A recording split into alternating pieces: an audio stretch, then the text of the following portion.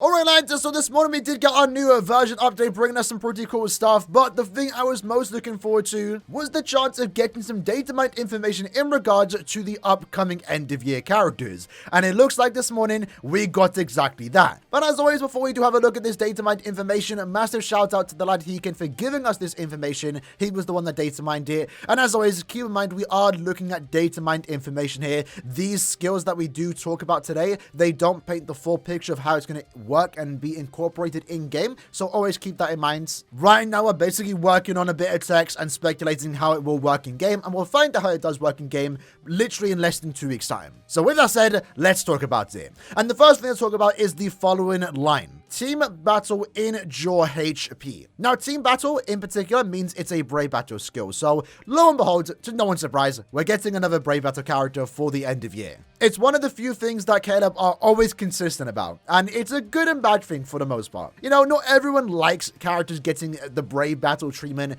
but at the same time, there's still characters that you want to pull for, and if you get, you're going to use daily in Brave Battles. So it's a give and take type of character. Like, I think everyone would prefer if this potential end of year character would have been SP based, because we all prefer to play SP characters, I'm assuming, over Brave Battles. But again, at the same time, we play Brave Battles daily, and this character is most likely to be broken. Are they going to counter Yamamoto? Maybe. I'm not sure how they're going to manage to do that. I don't think they're even going to be a hard character, but they might just be someone equally as good as Yamamoto and maybe just dominates the meta and pairs well with someone like Yama and also Yuha, the two current best Brave Battle characters in the game. But going back to this particular skill, he can comment here that it's a new Brave Battle skill with a timer, similar to 10-second invincibility. So it's a Brave Battle skill that's potentially going to last for the first 10 seconds in Brave Battles. And the main thing to look at here, of course, is the Endure HP. And I guess there's two ways we can look at it: for yourself or against your opponents. In the case of you being yourself, right, maybe it just means that you have significantly more stamina, significantly more HP for the first 10 seconds of a Brave Battle quest. You're not invincible, but you have way more HP. And that could be something. That would make sense, right? You know, a lot of characters, especially the best characters in the game, go for invincibility. So having invincibility doesn't really do much for you other than that you can't get one-shotted from SP characters.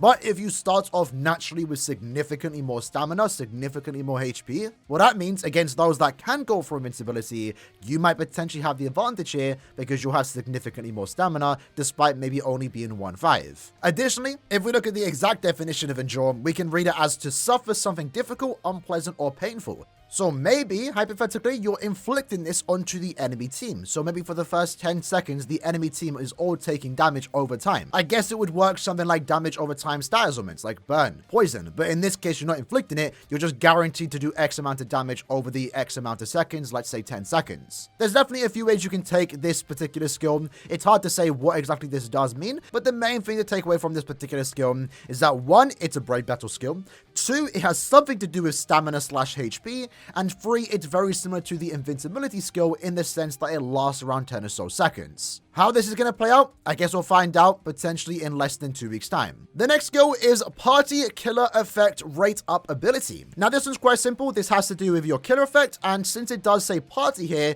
this might be a new team ability. Currently in game we have quite a few team effects here, party effects as you would call it. More strong attack damage, more damage to status on inflicted enemies, more sub-on damage. Well, in this case, to me at least, it looks like you get more killer effect if this character is in your team. This could be definitely good for Guild Quest characters or Guild Quest content in general where you're going with other characters with the same killer effects, because that could definitely work. Hypothetically, if this character was given to a normal attack damage side character, which usually are some of the better characters to use in Guild Quest as a side, if that's also buffing your main, let's say it's a melee holo killer, and if you are a holo killer, you get 30% more killer effects. In that case, that would also buff someone like Yamamoto, someone that you're going to be using as a main in the melee holo Guild Quest. So yeah, this is a way to make your main and also side characters do more damage in Guild Quest, an overall team buff, not restrictive to certain attributes, just killer effect. I could see the use of it. I'd like the skill idea, and I'm down for it. The next skill, or more so ability, is Defeat Bonus. Now this one is a bit weird. What exactly does this mean? Well, Heekin does say here, it's a new ability group with its own gauge, kill count, and a bunch of other different effects like base stat boost, normal attack damage, strong attack damage, range and melee attack damage, full stamina, low stamina, killer effect, stage healing, and also more. And then in brackets, Heekin does specify that the list here is huge. So the way I take this is that since it does use the word defeat defeat. It's very similar to Rampage. Rampage, for those that don't know, when it was data mined, the following text was, has defeat the enemy damage up. So this might be something similar to Rampage, where as of right now, Rampage is the more kills you get, the more damage you can do. For gauge characters, the more kills you get, or more so for every kill you do get, you build up the gauge. So in this case, it looks like they're setting up for more variations of the Rampage skill. So in the future, if you do get Rampage, maybe it's just not buffing your overall damage output. Maybe you could pick up new skills, like healing effects, killer effects, more damage at full stamina. The list could go on and on. I'm down for it. Obviously, Rampage is an amazing skill. It's one of the best skills in the game, and it's super easy to fulfill the Rampage requirement. But if this means more characters can have the Rampage skill and even have variations of it, even if it's not as good as just the base default Rampage more damage that Yachu and Kill can have, for example, I'm still for it. If it means more variation in terms of characters' design and how they actually play, I'm all for it. But let me know what you like to think about this in the comments below. And then last but not least, saving the best for last, we have a new attack coming to the game, a new strong attack free with this particular visual. And the data man, according to Heekin, it does stay here, twice attack by action. And Heekin states that it's a new looping charge attack free. So this end of year character is going to have a new attack. It's going to be some type of charge attack. And that again is the visual for it. That already got me super excited. I always like it when new attacks come into the game. Usually makes the character feel different. And if it can be a new overpowered broken attack, I'm all for it. I'm all for it. The trap attack and also the barrage attack that we did get earlier this year was some pretty cool unique attacks. I like the idea of it, and it was perfected later on with newer characters. Yachu, for example, is one of the best characters in the game thanks to the trap SA3. It really does make her significantly more powerful. And this new potential charge strong attack free with a looping effect could also make this new potential end of year character the best character in the entire game. How is it going to play out though? As of right now, it's hard to say. I don't think it's going to be like Aizen's SA3. That might have been the first thing you thought about. For those that don't know, 1000 Year Blood with Aizen, the very first one that we did get for the 4th anniversary, he does have a charge strong attack free where if you continue to hold it and you continue to charge it, it gets more damage and more range. But the problem with that SA3 is that it takes upwards to 20 seconds to fully charge it. It was a really cool fan service attack, especially for 1000 Year Blood with Aizen, of him enchanting the entire Kurohitsuki, but in practical use, it wasn't good, and that's why we haven't seen it get put onto any other character. It's just not a good attack. This, I assume, would work a tad bit different, and since they are giving it a whole new UI attack, it will be its own unique attack that other characters in the future will get. And for more added information, Heekin does stay here over on Reddit that the theory right now is that it's going to activate twice/multiple times and lock your other strong attacks while it's active. The charge duration is only 2 seconds. So this might be a way for you to get off multiple strong attack frees, and a 2-second charge duration?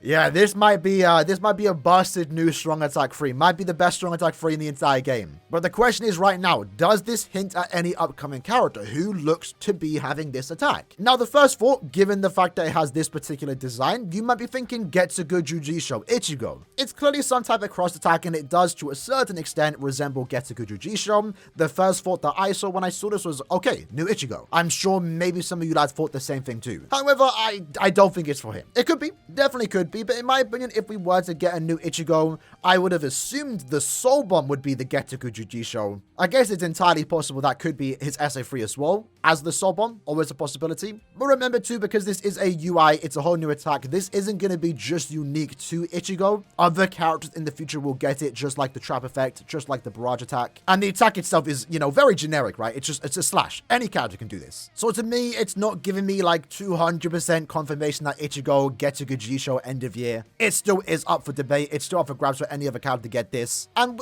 we've been around for a couple of years now. We know exactly how this does go. Literally happened early this year. Rampage was data mined. It makes sense for someone like Driscoll to have it. We never got a Driscoll. Although I'm still holding out if we ever do get a Driscoll in the future that he should get Rampage because it is literally his Shrift ability. It would make sense. Some other past examples, the machine gun was data mined earlier this year. We assumed it would be for Gremmy and also BG9 because they're the only two characters that wield any type of machine gun. But the attack was released with a Bambietta, and it has nothing to do with machine gun, and the actual attack in-game is called the barrage attack. And I guess an even older example would be like 2 or 3 years ago, when Drain was first data mined, and when that was data mined, it was called Erosion. The image itself looked like some type of Vayne abilities, and we assumed it was going to be for Panida. And obviously, it wasn't for him, it was for Kanfuyo Tsukishima. So sometimes looking too much into the actual design itself doesn't do you any favors. Obviously, it's fun to speculate, but to me, this doesn't say get a good Jujutsu Ichigo.